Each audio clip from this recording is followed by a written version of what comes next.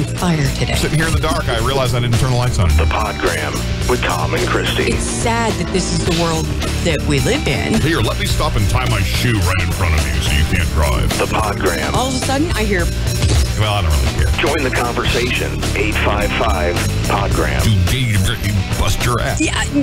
The Podgram with Tom and Christie starts now. Good morning, and welcome to the Podgram. So glad to have you along today. Feels like Monday. Actually, it's Tuesday. Because, we weren't here yesterday because we were gold-ricking and lazy. So that's just kind of how that is. Got a big one for you today. Call your friends. Say, hey, look, these two goons are on the air on Facebook Live and on YouTube Live and on TuneIn if you only want the audio portion of it, and drag people over here. Right now, though, the eye candy of the show, let's say hello to our good friend Christie Bush. Where'd you go? No, not that one. That one. See, look, we're not even 30 seconds into this thing, and I've already screwed it up. Good morning to you. Well, Muttley works. He kind of. No, that's when I come on. That's when I'll tell you what. How was your? You were out of town. I was. Tell me about out of town while I go over here and fix this broken stuff. Out of town was phenomenal. Yeah. I went to Ohio and I met some new people. Good friend of my good friend, and then I killed them. No, actually, I got my baby fix on, because like women after they have babies, they every once in a while go through this need to kiss on, love on, hug on new babies. And I have that at my house right now. At your house you just have more babies. Oh my God. Like children to a point, and then you stopped, and now you have kittens. What in the hell happened to that? Suzanne King is in the chat room this morning over on Facebook Live. Yeah, I left and you had a puppy. When did that happen? We knew that Doodle was pregnant. I didn't even know Doodle was. I didn't even know Doodle was a girl. I don't think Doodle knows either. But so the thing is, we have these dogs that come to visit. We got yes. We got a Chihuahua, which I refer to him as shit dog. And then we've got Pom Dog, which is this like 30-pound Pomeranian thing, right? And so everybody's saying, wonder which dog it was that got Doodle pregnant. I said, well, it wasn't shit dog because he's not big enough. He tried, bless his heart, he tried to mount that dog, but he just was not big enough to make it all work out. And which is kind of funny because Doodle's only like 8 pounds soaking wet. She's a little bitty dog. And this other thing was really, So, okay, so this puppy. Well, then the next thing I know, 2 days ago, I'm leaving to go to work. And the cat's following me around, just getting on my final nerve. And so I'm like, get away from me, leave me alone. We're not friends, whatever. And then while I'm working, I get text messages. Oh, we have 5 kitties. What? So when I came home, I said, now, before you guys get too deep into this, the answer is no. Is no. Yeah. No, we're not doing this. So I've got now, here's the count. I got 4 kids. As if that's not enough pets for one house, I got 4 kids, okay? So I got 4 kids. I got 3 dogs, including, which counts the puppy, and I got 1, 2, 5, 7 cats now. So I'm going to take an Amazon box of some sort or another in a few weeks, 6 weeks, I think. And the kitties will go into the Amazon box, and Melanie will drive them to the local Walmart. Free kitties. Free kitties. Actually, there's Facebook sites where you can advertise them and people will come get them. I know. Yeah. I'm just saying. I'm not saying. I'm just saying. But I'm saying. Yeah. So I went out of town. Yep. And I met my best friend Amber's best friend. Well, because women can have more than one best friend, just the way it is. Yeah, besties. But she lives in Ohio, so I can't fault her for hanging out with other people. I wouldn't expect her to just sit by the door like a golden retriever until I come visit once every 10 years. It's kind of unrealistic. Oh, Christie's here. Oh my God. We're gonna live. Oh my God. Yeah. But I met her best friend, Trish, and Trish is she's fantastic, and I adore her. And she's got these cute kids, and her youngest, we went to her baptism on Sunday, and she's got this big, crazy family, and they're wonderful. Yeah. But I kept referring to her child as crack baby, and I didn't realize how bad that sounded. Yeah. But she's my crack. Like, I see. We'll see what because at first I was thinking, baby, first I was thinking that's pretty rude. Yeah. Somebody comes to my house, calls my kids crack baby. That's rude. But yeah, but once you explain the context of the thing, then it's fine. She's my crack fix. Yeah. Yeah. And then, it was funny because we were with her all day Friday, all day, most of the day Saturday, and then for a good portion Sunday. And then we left Monday morning, and it was like, I wonder if she'll give back the baby. Yes, I did. Yeah. All right. Because that was joy. It was almost like a grandma moment, Like Sorry. I got to go there, love on the baby, and then I got to give her back. Yeah. And Phil's like, you're going to be a really good grandma. And I really didn't take offense to that because I'm thinking, yeah, I am. And I'm not even taking an age reference to that because, like, I have kids. So I'm okay with that because I'm not thinking at some point my kids aren't going to be intimate with somebody. It just better be a decade or two from now. That's all I'm saying. And they better know how to put their britches on the right way. Ain't going to have none of this. Yeah. No saggy bottom boys. No, none of that. Better know how to say Mr. Moog when you come to my house. That's all I'm telling you. It's funny. I used to think that I didn't want to be called that. Mr. Mo. Yeah. But then I got old. And I don't really view myself as being old. But I am. I mean, let's call a spade a spade. I am. I'm old. Well, you're older than you've ever been. Well, yeah. I mean, we all are. But now the kids come over here, and I'm like the grumpy old man. I don't mean to be. I swear I don't mean to be. I like to be the cool dad. Just grumble when you go down the hall. I do. I like to be the cool dad, but I just can't. It's just like, kids, get off my lawn. It's bad. Anyway, so we got some stuff I want to get to today. My weekend, whatever. We have, and there's like 24 million people have seen the video that I'm going to show. It's the drag queen story time thing. That's where we're going to start off today. I cannot even start this without my eyes rolling. So you can't even mention it. You mentioned this last Wednesday, Thursday. And I've wanted to show this because this guy.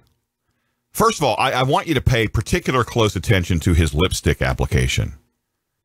He looks like he put on mom's lipstick as a 3-year-old, and that's how it looks. Now, I've seen drag queens that fooled me. Not many, but I've seen drag queens that fooled me. This guy ain't fooling nobody. But this is like, this just goes into more special snowflake rearing, I think, than anything. So I'm gonna let me do this. Because we want you to talk with us about this. We want you to call in and talk with us about this because I'm gonna rant. I'm gonna tell you now. Rant time. Oh, it's a coming. So 855 Podgram. Yeah, here it is. So if you've got something to say, here it is. The Podgram with Tom and Christie. They're still at it. How long can two people talk about nothing? Join the conversation. 855 Podgram.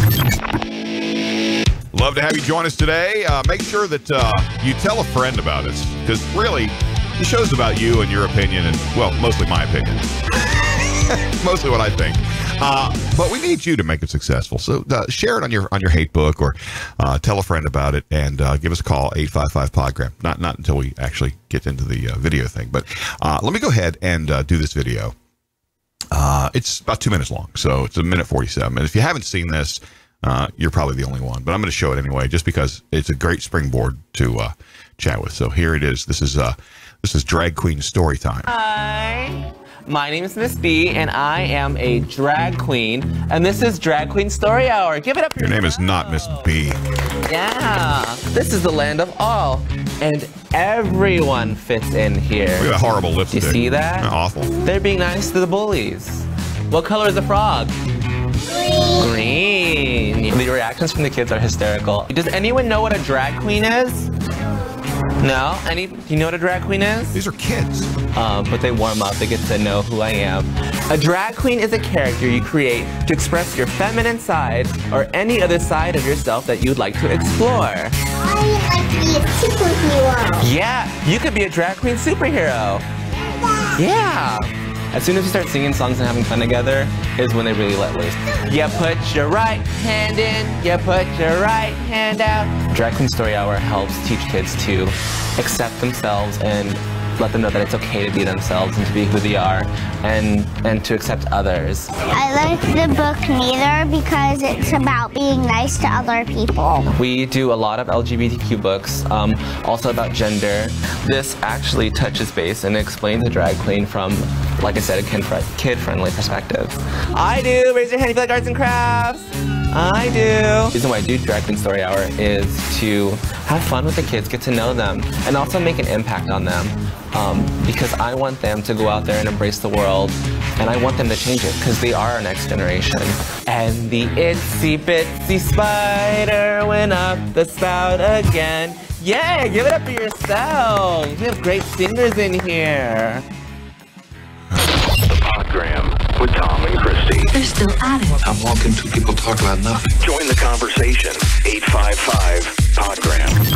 It's 11 minutes after 9 right now on the Podgram Live. Join us on Facebook Live, on YouTube Live, and also on TuneIn. 24 hours a day we're out there just waiting to hang out with you over there. Now, obviously, you can't call in 24/7 on the TuneIn thing, but you can listen to us all the time, so that's cool. Wow. Having seen that, what are your thoughts on that? Is that you tapping and beating? What is that? Uh-huh. Yeah. What are your thoughts? Would you want your kids in the middle of that? Well, first of all, I have to read the following. Okay. The Drag Queen Story Hour Yeah. is a New York public summer reading program. Yeah. Which, by the way, this crap happens, let's see, 15 miles from my house. Oh, good. Good. So you could go see enrages me. What did it say its name was Miss Chuck? Mr. B. Miss Chuck? Miss B. Miss B, Mr. right. Chuck. Yeah. Yeah. Yeah. So the New York Public Library Summer Reading Program is generously funded by the HSBC Bank USA. Yeah. Good to know. Yeah. The New York Yankees Foundation, Rona Jaffe Foundation, HBO, the Pine Tree Foundation, May and Samuel Rudin Family Foundation, anonymous donors, and continuing major support of the Andreas Drakonopoulos Family Endowment for Young Audiences. Mm-hmm. A program for children ages 3 to 8 that raises awareness of gender diversity, promotes self-acceptance, and builds empathy through an enjoyable literary experience. First of all, that may have been literary, but it was not enjoyable. Hello, Gina Jeffrey is in the channel. In this 45-minute program, a drag queen trained by a children's librarian reads picture books, sings songs, and leads children in a simple craft activity. Children love the bright colors, glamorous outfits, and larger-than-life personalities of the drag queen performers. But more importantly, Drag Queen Story Hour teaches children to accept and celebrate gender diversity in themselves and others, and helps to curb bullying of the LGBTQ children. Let me throw something out there for just a second. It's okay.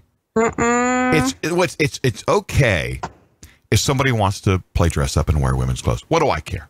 You know what I'm saying? What do I care? I was in where was I? Walgreens or CVS. Yeah. I get those confused because they look the same.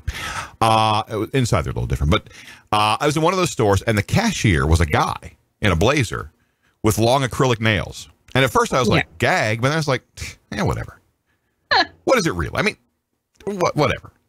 You know, At least he takes care of it. At least he doesn't have, like, potatoes growing under his nails or whatever. At least he's clean. Yeah. He's clean. All right, good. I can do it. I don't think that we need to take that to the level of pushing it on our children, giving them the idea that maybe they need to be something different than what they are. With all the talk about not referring to your children as he or she, as a gender-specific entity, but letting them make up their own mind. Listen, people, that's not how it works. That's not when you're born, you're one or the other. It's not a choice you get to make.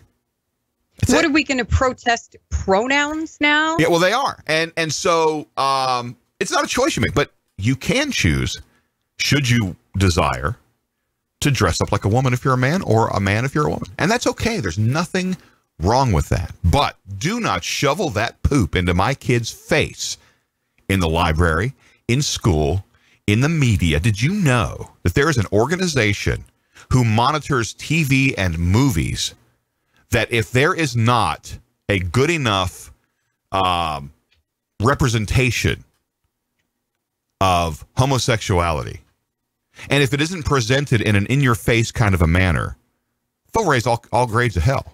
It's an organization. Mm-hmm. It's got to be. You got to have it. You got to have it. Yep. Why? That was almost like back in the day, in the West, in the 1850s, in the Wild West, there were no black cowboys. Now, listen, I'm all for equal rights of all men are created equal. I'm all about that. Anybody who knows me knows I'm not racist. But You accept everyone until they give you a reason to not. Pretty much. Any bad word I call somebody, they've earned that title. If you cut someone out of their life, they handed you the scissors. And they and there's people of all color that I think are just morons. But there were no black cowboys in the 1850s. So when you make a Western based on the 1850s, don't add them in. Don't put in what wasn't there. Just for popularity's sake. Just because, we have to have 10% this kind of, the cast has to be 10% this. No. If it wasn't there, if it didn't exist, don't make it there now. Don't change this. This is why nobody knows anything about history. Because we change history. If we don't like it, there wasn't enough of this color people in there. That's why Blazing Saddles was so hilarious. Because they made the sheriff black. Yeah. Because it was intended to be, such a parody. Yes. Of the Western. Because there were no black cowboys. Right. And they would never have made a black cowboy a sheriff. Yeah. He certainly would never have held a place of authority. Right. You know what show I found? Melanie was watching it, and I started watching it on Hulu. I think it's on Hulu. Blackish. Yeah, it's hilarious. Now, when I first heard about that show, I thought, oh, great, here's another white people bashing show. But no, it's not like that at all. They explore, their culture, and oftentimes in a very funny way. And so I'm sitting there rolling, laughing at this thing. So yeah, no, it's a very well produced show, and you should watch it. I'm surprised that somebody hasn't said, "Oh, that show's racist. You can't make fun of your own people. That's racist." Yeah, racist. And we're getting off the gay thing onto the racist thing. So let me back up a little bit, because we do have a racist thing coming up too. We're just going nuts today. I'm pulling out the stops today. I'm going to piss off the gay people and the racist people, and who else can I piss off? We got, we still got 40 minutes left to piss people off. The Podgram with Tom and Christie. They're still at it. I'm walking two people talk about nothing. Join the conversation. 855-PODGRAM. Well, it's 18 minutes after the hour right now. So thanks so much for joining us. So far, we've explored Christie's weekend and diversity of drag queens in public libraries, and we find that it's funded by big corporate America, because people, I think we're at a point in our lives, we're at a point in the world right now where people not only will keep their mouths shut to stop, having differences of opinion, but I think people will contribute to the squeaky wheel to try to get it to shut up. I think that's where we are. I mean, this drag queen thing really upsets me. One, because I don't think 3-year-olds and even up to 8-year-olds have any business being exposed to that kind of thing. I mean, it's not even necessarily. It's not even necessarily being exposed. It's this is what I do.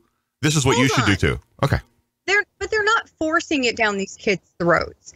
They have to sign up for this story hour. Yeah. I mean, it happens, and the parents have to sign up for it for them to go into the story hour.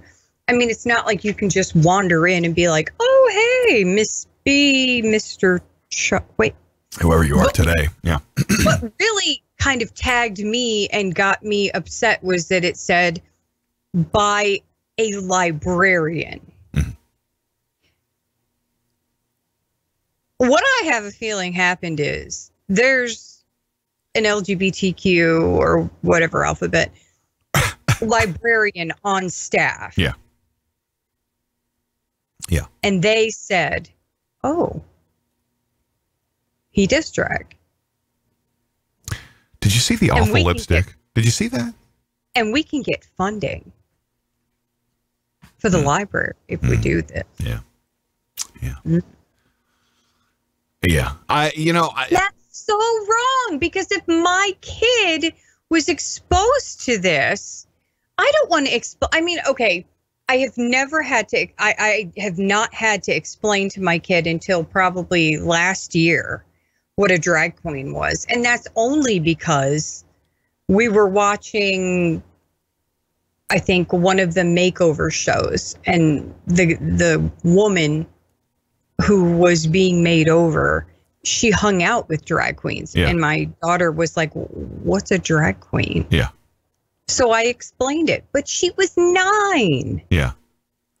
Well, but see, here's the other thing. I mean, I think there's it's one thing.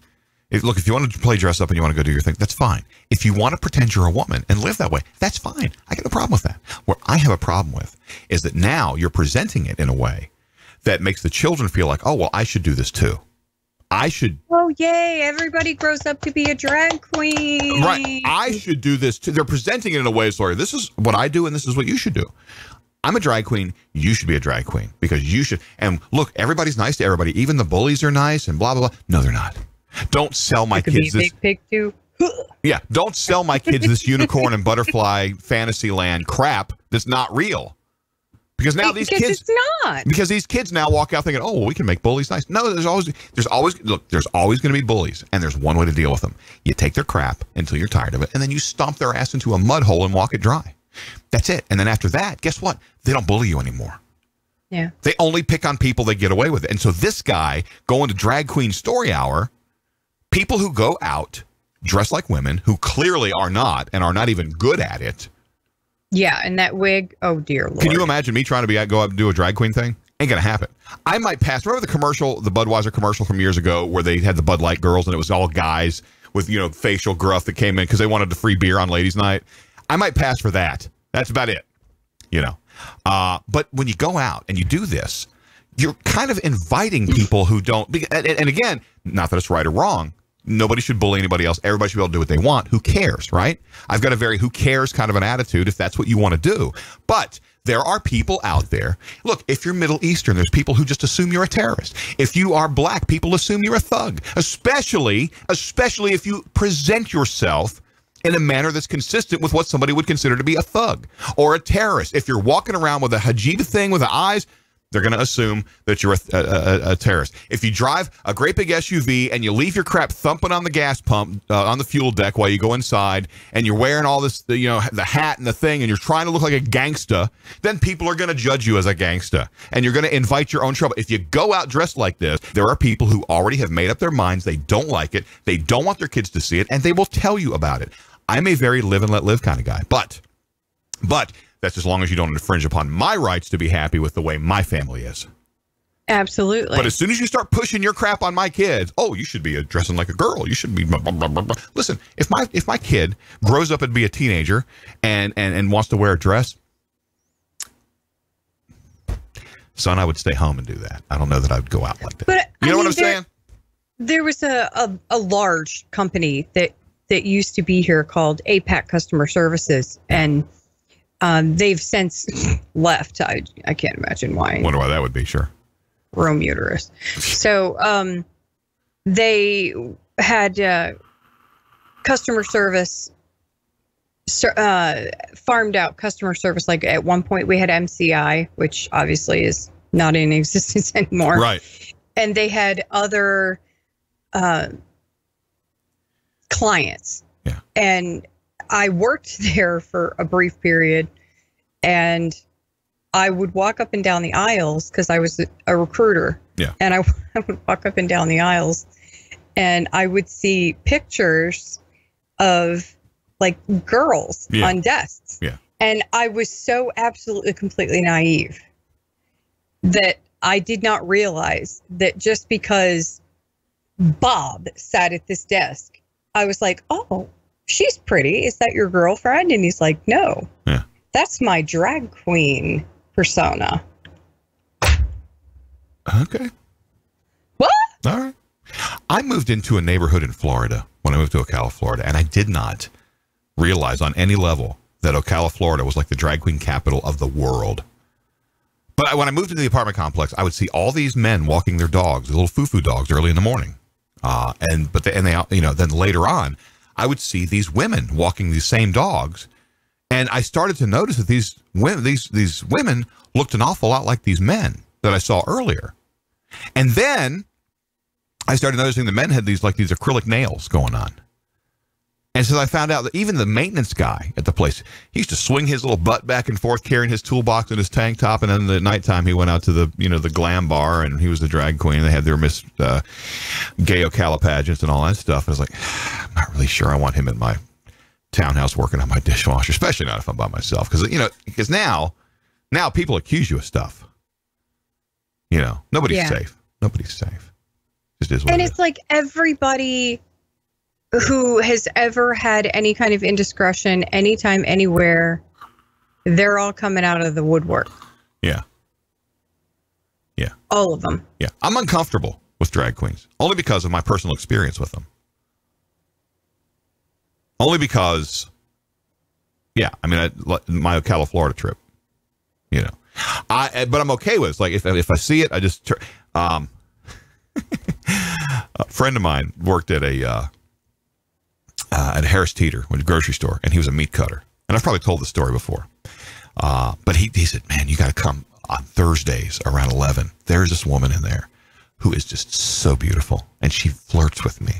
And she goes over to the meat case in the middle, and she bends over, and she swings her little ass at me. And she's just gorgeous, right? He keeps telling me, oh, you've got to come and see this girl, right?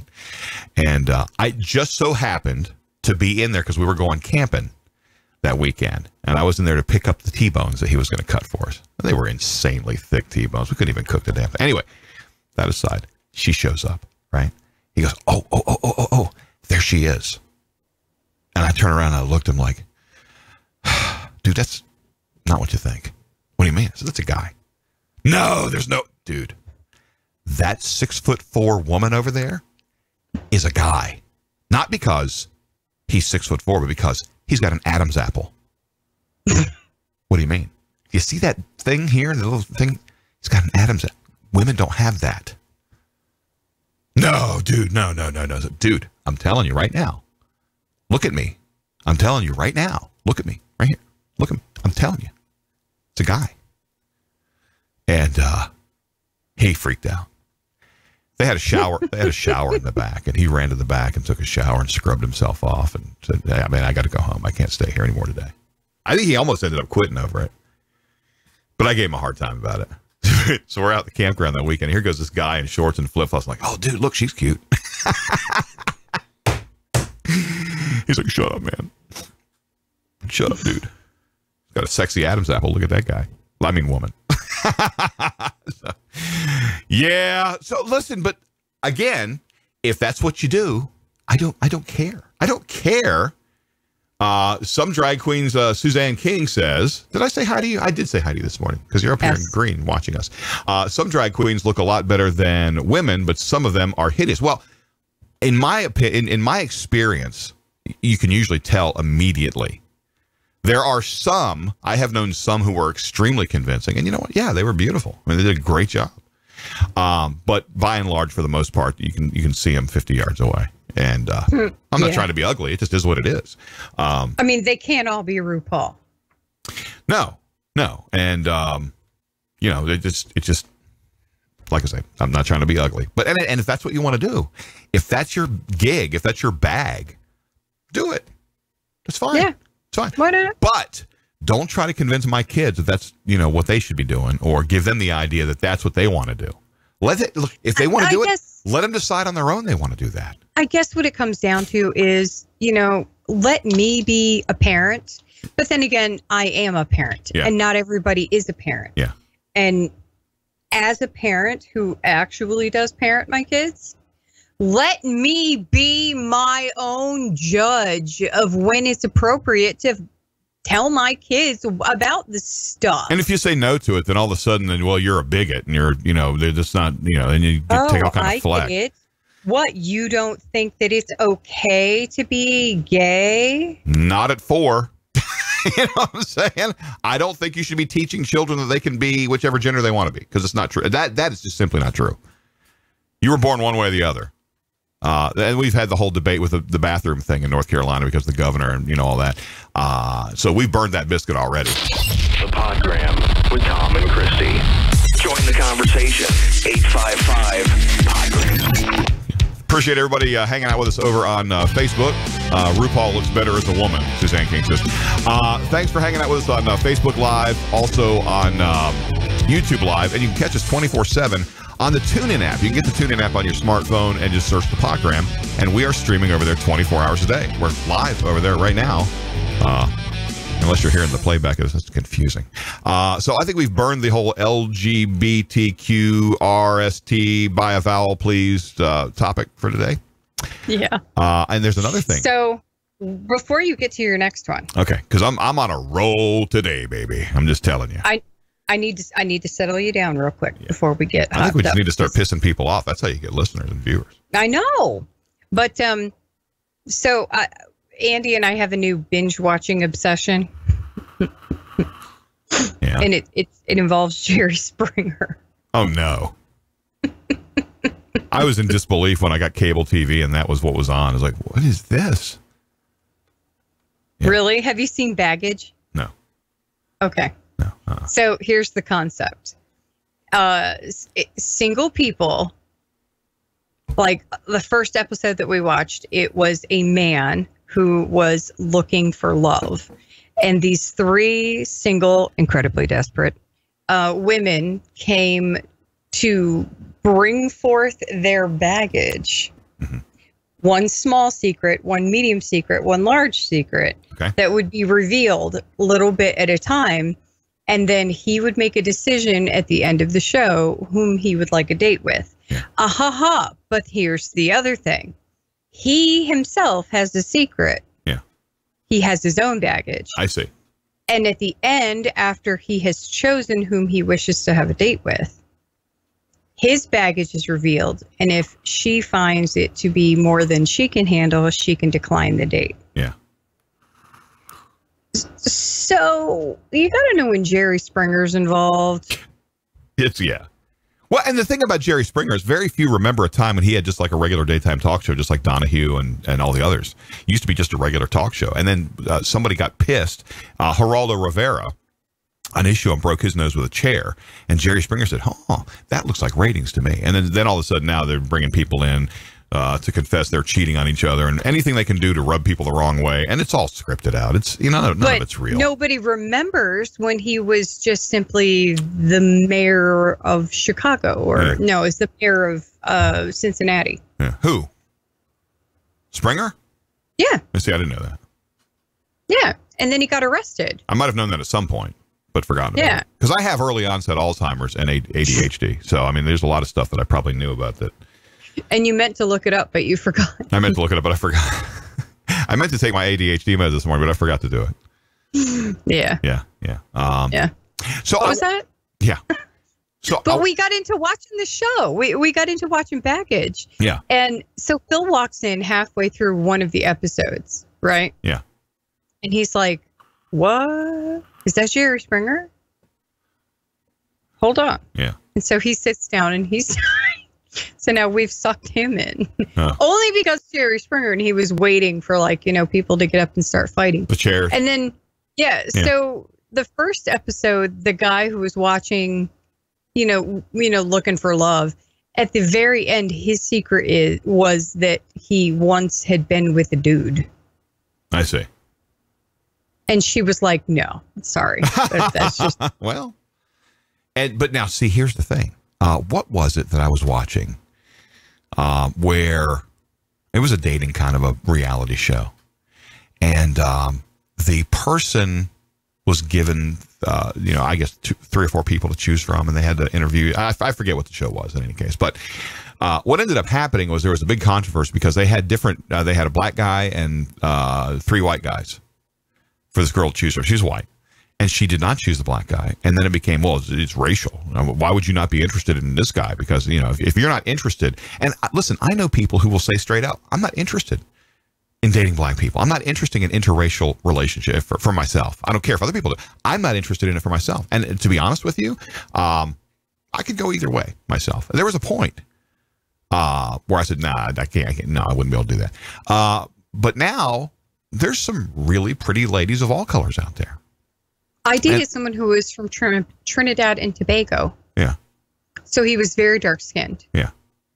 And I dated him knowing full well that he would never be accepted by part of my family. Right. Well, and that's now, and then if you think about, remember not today. Remember that lady on the video?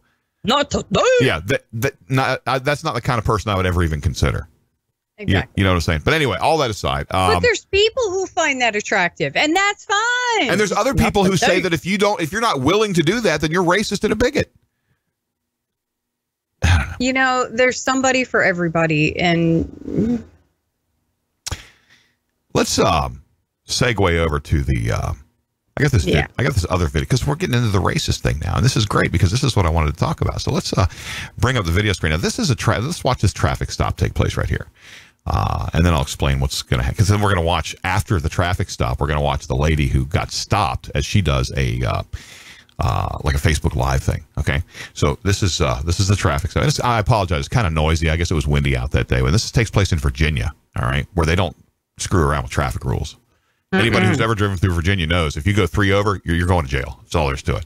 Matter of fact, I remember coming back across into the North Carolina line one time, listening to the cops. Hey, David Nolan, appreciate you joining in with us today.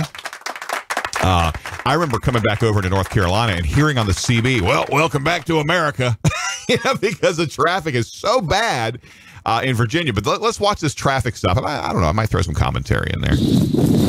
Sorry about the noise on this thing. It just is what it is. Good afternoon. My name is Sergeant Sasser. I'm in the Brunswick County Sheriff's Office. Okay. Doing well. Just need to see your driver's license and your vehicle registration. Okay. See, he's a pleasant guy, right? He's not, being rude and hateful. Yeah, the reason I'm stopping you, I clocked you at 70. The speed limit here is 55. All right, so that's important. 70 to 55. 15 over. 15 That's over. Appropriate. And That's an appropriate And in many ticket. places, they can take your license on the spot for that. Okay? All right. Okay.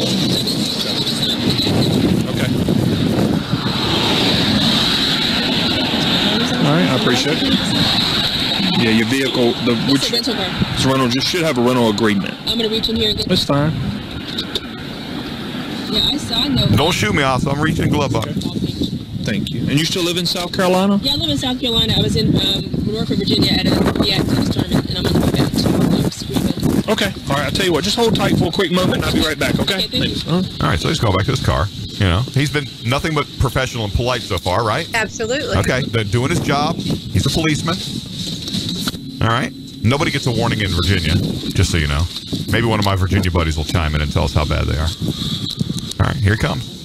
Here he comes.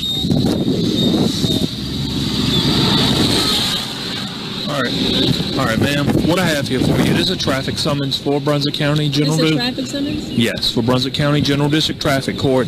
Your court date is going to be June the 6th at 10:30 for the 70 and a 55 mile per hour zone. Where's your sign? Where is the sign that says it's 55 miles an hour? So, In numerous places.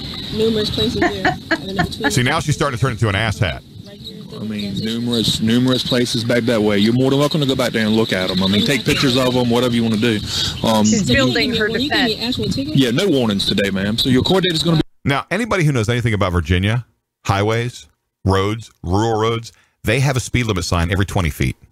They don't mess around. I'm telling you, they don't mess around with traffic in Virginia. All right, here we go. June the 6th at 10:30 for the speeding of 70 and a 55. You have the option to prepay this. I'm going to give you a phone number plus a website that has our courthouse information. If you contact our courts, they will tell you what the fine is, answer any one of your questions, and if you decide to prepay it, then you do not have to come to court. But if you want to prepay it, if you don't want to prepay it, then you have to come to court on June the 6th at 10:30. I'll hire an attorney. Need you to sign right here? I'm not going to sign that ticket. Ma'am. Agree. Okay. But I don't have to sign it. So, ma'am. But I appreciate it. Hold on. Me. All right. Now watch this, because this part's important. This is important. What you're signing here is a promise to either come to court or a promise to prepay. It's not an admission of guilt. It's only a promise to me that you're going to get it taken care of by either coming to court or prepaying it. If you refuse to sign the summons at this point, I'm going to have to get you outside of the police car, outside of this car. I'm going to place you under arrest and take you in front of the magistrate. I will get your vehicle towed. Okay, so here's the code of Virginia, blah, blah, whatever. At no point did he threaten her bodily harm, anything like that, right? Now, we're going to move forward to, she signs it and she's on it right now. Now, let's forward to her part, where she just completely lies and lies. And I don't know who found these two videos and put them together. It's her truth, because it's her perception of the truth. I don't know who found these two separate videos and put them together, but this is absolutely, well, let's just watch her. Just watch her. Where's my mouse? Come on, get over there. Come on. Here we go. Hi, everybody. This is Dawn. Hi, Dawn. I'm driving. I typically would not drive and do a FaceTime video, but I feel like breaking the law today. I'm in Virginia. I can't even tell you what town. I had to look at something to tell you what town I'm in Virginia. I think Suffolk County or some town in Virginia. Yeah. And I just was threatened by this police officer, and I want all of my African Americans and people of color. See, already he threatened me and all my African American peeps. Already, straight out of the gate. That are out there are going to know exactly what I'm talking about, and I want to get a check-in on our people. But I'm on this route called our people. What the hell's that mean? 58 West. It's right off in between Virginia as you go to Richmond. It's a cut through between Norfolk and Richmond, and I have had traumatic experience, and I want the people who are not African American, who know me, to really get where we're coming from. Every time when I saw the police pull up behind me, the state trooper, I was immediately afraid. I was on the phone with my cousin Patrice, and I had her on speaker because I was on Bluetooth. I'm in the car. No. She was nice, and she was almost even compliant until she found out she was getting a ticket, and then she's like, well, I don't have to sign that. And anyway, I'm sorry. Until she started building her defense, Right. Well, I don't, where were those signs posted? Yeah, and that's you can see one ahead in the distance. And threats to pull me out of the car. He did not threaten to pull her out of the car. Yeah, he did. Well, he said he was gonna get her out of the car, take her into custody, and place her under arrest. He didn't say anything about. He said, well, I will have to pull you out of the car. And then he said, I will have to. Ask you to get out of the car, place you under arrest, and he didn't say anything. She's making it sound like he was going to drag her out by the neck. That's not what it was. We shouldn't be afraid to drive and get pulled over by the police. No, especially when you're doing 70 and a 55. You're breaking the law. He said, "Oh, she's black. I better not pull her over." I'm telling you, I showed him my license, asked him why I was stopped, and he said that I was going 70 and a 65 or 60 and a some kind of. No, 70 and a 55. A small difference. Nice try, sweet pea. Read your ticket. And so I'm in the middle of a rural little town, and I'm sorry that I'm upset, but I don't get upset too much. Usually I get angry. I don't get afraid. But and I protested a lot. I'm 50, but when I'm in my day, I would say, I did a lot of protesting and a lot of fighting just so things like this would not happen to us. But I get pulled over by this white cop, and he said Now he's a white cop. He's not allowed. What? White cops aren't allowed to do their job? Sergeant somebody, and I asked him what the stop was for, and he told me the 7 mile an hour difference. No, 15 mile an hour difference. Whatever this was, and the speed difference. I saw no traffic signs, by the way. No traffic signs by the time I had stopped at a convenience store to get a banana, and by the time I had gone to where he immediately pulled me over when he saw me. I gave him my license registration for the rental car that I'm driving. I just come back from the MEAC conference. My daughter was playing tennis in the MEAC conference championship. I'm on the way back to Greenville, South Carolina. The cop comes back with the ticket. I'm on the phone with my cousin. She's saying, stay calm. I'm nervous, having both hands on the wheel, feeling all afraid. He comes back, and when he comes back, he gives me the ticket. And I said, so this is not a warning ticket. I said that I didn't see any signs. There were no signs. He said, well, you can go back and look for signs. I said, okay, so this is not a warning ticket. He said, no, this is not a warning ticket. So I said, okay. And my cousin's on the phone on speaker. He can't see that she's on the phone because it's on speaker on the other chair. So he said, well, you'll need to sign this ticket. And I said, why would I need to sign the ticket? I don't agree with, and this is just something that I don't think, I said, I won't sign the ticket, but I'll take the ticket. Right. He said, no, you'll need to sign the ticket. I said, I don't agree. I didn't see a sign. I'll abide by the ticket, but I'm not going to put my signature on that ticket. And he said, well, if you don't put the signature on this ticket, I'll pull you out of the car, and then I'll arrest you, and I'll impound the car. And I beat you? So my cousin immediately puts her voice from the seat and says, don't sign the ticket. Because my natural instinct, for anybody who knows me, knows that I do not like to be told what to do. I abide by the law, I'm respectful of the law, but you can't make me sign a ticket. Wait a minute. I abide by the law, I respect the law. I was just driving 15 miles over the speed limit. But I abide by the law. Only because I was immediately afraid. And the only reason that he pulled me over is because he was white and I was black and he's racist. And he looked like he was ready for me to pull me out of the car. He didn't say, I'll ask you to step out of the car. He said, I'll pull you out of the car and I'll arrest you and I'll impound your car. And he said, so then Patrice said, sign a ticket. And I said, okay. So I went, and he said, well, I don't care. You're going to get out of this car. I'll just pull you out of the car. After he heard her, he thought that was me.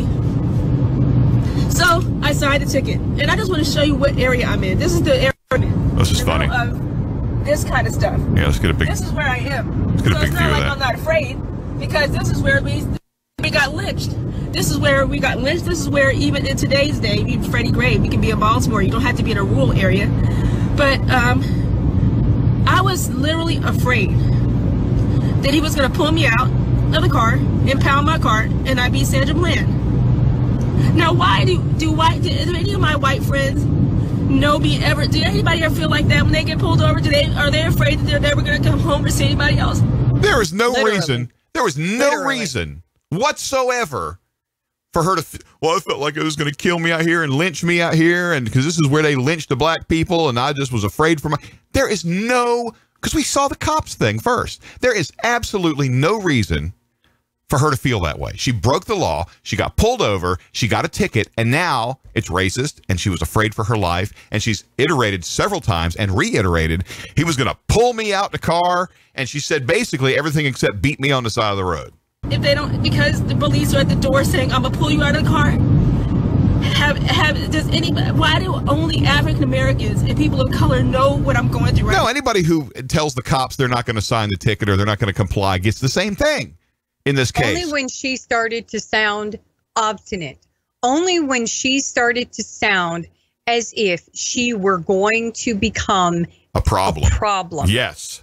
Only when she started to have an attitude and become non-compliant did he then take assertive, not aggressive. Right.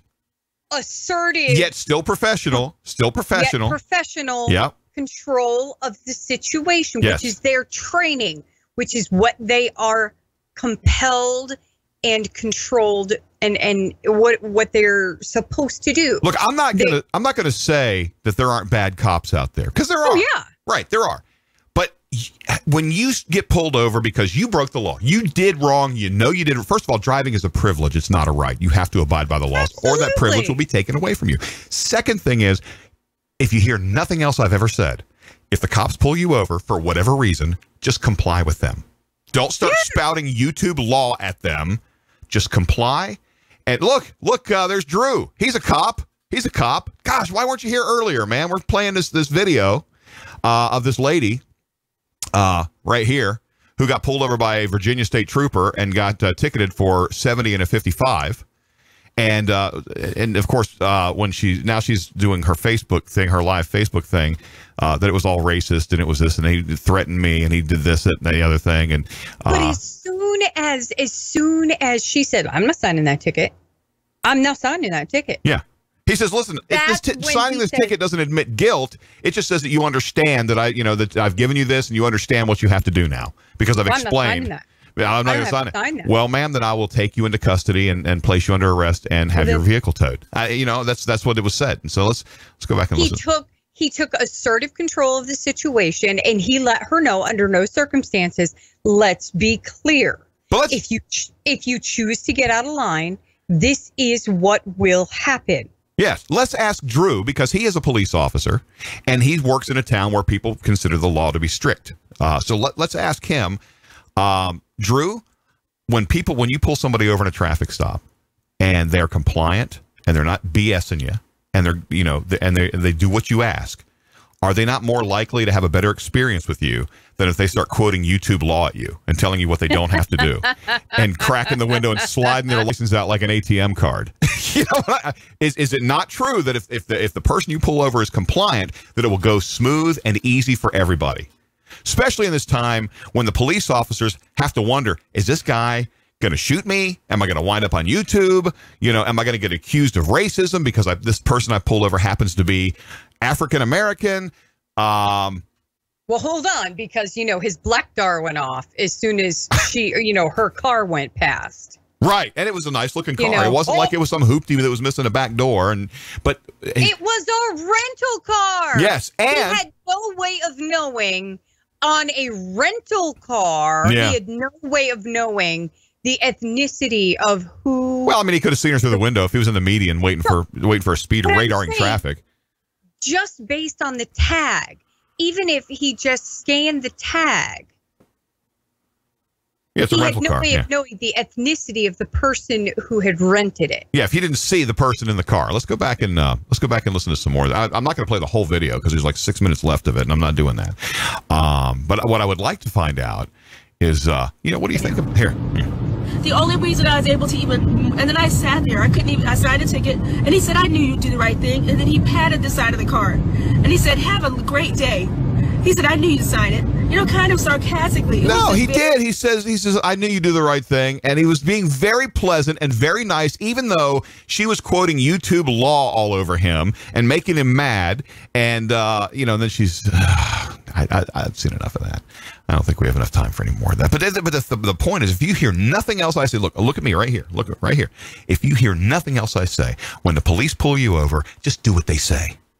Don't quote YouTube law. They don't like that. It's almost like taking because curbside is not the place to have a debate about law. Right. The courtroom. You get a court date where you have the debate about law. If you feel as though your rights have been violated, that's where we adjudicate. Yes. Curbside is where we decide what you've done. Yeah. You're only being charged with it. You have your day in court. Okay, so Drew answered me. Certainly, if they have a good driving record, a lot of times you'll get a warning. Also, how high the speed is dictates if you get a ticket. You have to understand 10 and 15 miles is way too fast. Now, this is what I've always heard. 5, you're fine. 9, you're mine. That's what I've always heard. If you go 5, you're fine. If you're up to 9, you're mine. And I also imagine that the person's attitude towards you when you come up to the car and you speak to them. Because look, man, you got a tough job. I used to think I wanted to be a cop. And I did for a long time. But see, I had only the Cary police as my role model, and there was no crime in Cary at the time. It's like, oh, this is like ride around in a cool car with lights on top. And then when I find out it's actually like real work and it's dangerous, it's like, nah, No, I don't think I want to do all that. But if these people, if people would understand court is where you ask questions and try to fight. That's right. Look, I'm ticketing you because my radar gun said you were going 15 over. That's it. End of sentence. You're going to get your day in court. If you want to fight this, and listen, most of the time, if you go try to fight the ticket in court, you'll win. Even if you were in the wrong. A lot of times, you'll win anyways. Because they'll either reduce it. Hello. Yeah, the DA will reduce it down to. Yeah. Or you can plea to something else. But you know. But everything. This is what's bothering me because everything has to be racist now. Everything has to be racist based. I mean, it couldn't be because I was blowing through there like I was driving the General Lee. That couldn't be it. Went down, and he was very respectful. Yes. And she was, of course, doing the dumbfounded. Oh my God, which is fine, which is what most people do. Yes. And that's cool. But then after she realized she wasn't going to get a warning, then she copped an attitude. Yeah, because she said, "I'm not. This isn't a warning." He goes, "Nope." He says, "No warnings today. No warnings today." That, you know what? If she was like 6 or 7 and she was compliant and did everything that he asked her to do, she might have got a warning. But she was blowing through there. And 70. We also don't know what her driving record is. Right. We also don't know how many points she has on her license. Right. We also don't know how many tickets she's been given for similar offenses. Yeah. Because I gotta say, I don't mean to stereotype, but I think people with a little darker skin color tend to have a little heavier lead foot. Well, I drive pretty quick. Because I have a lot of black friends, and every single one of them's got a lead foot. My wife's got a heavy foot. My wife will accelerate to a stop sign. Not to say that white people don't. I'm not saying that white people don't, but I'm saying I have a lot of, and they're all girls. Like, it's the girls more than the guys. Yeah. The guys were more about like the slow roll kind of, you know, hey, check me out. Like, you know, my car is pretty killer. We have, you know, right up the street here. About get there. Yeah. We have right up the street here. There's a duly erected stop sign where a side road comes up to a main road. Duly erected means there's a stop sign on both sides. Okay. Mm-hmm. That's different from a regular stop sign, apparently. If you blow through that, if you roll through that, it's a different offense. North Carolina is one of the most hardest states to get radar certified. Some states, they give you a radar and let you write tickets. We have to go for a week-long school and have to recertify every so many years. That's Drew again telling us about the ability to use radar. North Carolina is a hard state to get certified in. Anyway, so this is a duly erected stop sign, and I know that the highway patrol sits across the street in the bushes, and they watch people to run that stop sign. And I'm out here in the middle of nowhere. There's nothing out here, but I know it's a duly erected stop sign. You better stop at it because my neighbor got tagged for rolling through that stop sign. And I pull up to it. If there's somebody behind, and you can look down US 1, there's nothing all the way to Raleigh. There's nothing all the way to Southern Pines the other way. There's nothing. So, of course, you're like, oh, this is completely clear. And you take off without fully stopping first. And then people that are behind you, if you fully stop, they really get kind of pissed about that. Yeah. I've had people blow the horn at me before because I come to a full stop there. Because I am not getting a ticket for that. Well, I mean, the main light in Westmoreland, it is a no turn on red. Oh, yeah, yeah. No turn on red. I used to have a laser pointer in my car, and when somebody would blow the horn at the no turn on red, I would light up the sign with the laser pointer up on the post so they could see it. I would circle it with a laser pointer. You know, that means no turn, no. Right. So that means do not use your horn. Right, because the person in front of you is law-abiding, right? Because I'm choosing to not get a ticket today. Listen, if you want to break the law, then don't blow your horn. Just drive around me and blow through it. Just like we have these, I don't know if I have time to explain this. We have these, I call them whoop-de-doos. I guess the rocket scientist at the highway department decided that it was better, instead of going across to make a left, across 2 lanes and making a left, that it was better to make a right, go up through this whoop-de-doo and turn around and come back. So now you're merging into traffic twice instead of just once. There are people who don't want to drive up to the whoop-de-doo and come back, quarter mile up the road, whatever. So they will go they'll turn the wrong direction into oncoming lanes and and go through the oncoming turn for people that are turning down the, and they'll try to cheat it. And I absolutely love when I see the cops get somebody that does that. Wow, our time is up. It went so fast. Well, let's do this again. Continue this tomorrow. Yeah, I think we will. I think we're going to have to continue this tomorrow. Make sure you tell somebody about the Podgram. Thanks, everybody. Have a great Tuesday. The Podgram, copyright 2018, Big Tower Media. So don't be stealing our stuff.